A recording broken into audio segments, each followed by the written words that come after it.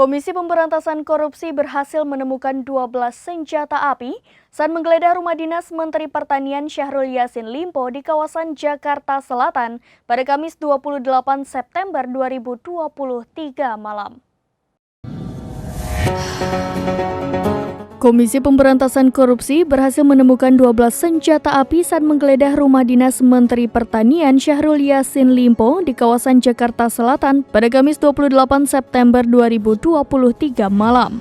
Belasan senjata api tersebut lantas dititipkan KPK kepada Polres Metro Jaya. Hal tersebut diungkapkan oleh Kabid Humas Polda Metro Jaya, Kombes Truno Yudo Wisnu Andiko pada Jumat 29 September 2023. Sementara itu, Dirintelkam Polda Metro Jaya, Kombes Hirbak Wahyu Setiawan membeberkan 12 senjata api yang ditemukan di rumah dinas Syahrul Yassin Limpo adalah jenis revolver SNW hingga Tanfoglio. Senjata api jenis revolver SNW atau Smith & Wesson adalah senjata api produksi Amerika yang pabriknya berlokasi di Springfield, Massachusetts.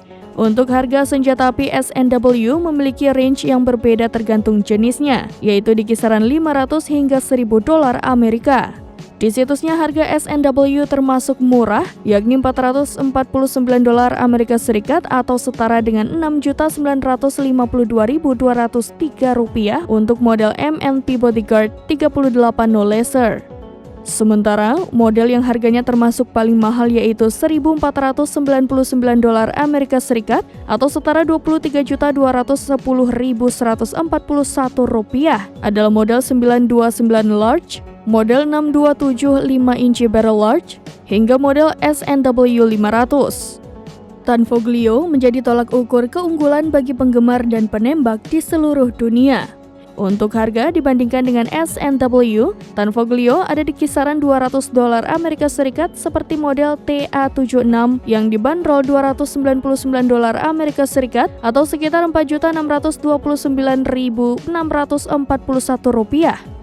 Tetapi yang paling mahal bisa mencapai hampir $5.000 Amerika Serikat seperti Domina Extreme Handgun Black with Red Grip yang harganya $4.999 Amerika Serikat atau sekitar Rp74.403.266. Menteri Koordinator Bidang Politik Hukum dan Keamanan atau Menko Polhukam Mahfud MD meminta aparat penegak hukum untuk mengusut tuntas temuan belasan senjata api di rumah dinas Mentan Syahrul Yassin Limpo. Jika hasil penyelidikan ditemukan belasan senjata api itu tidak dilengkapi dengan surat izin, Mahfud MD mengatakan maka harus diproses secara hukum.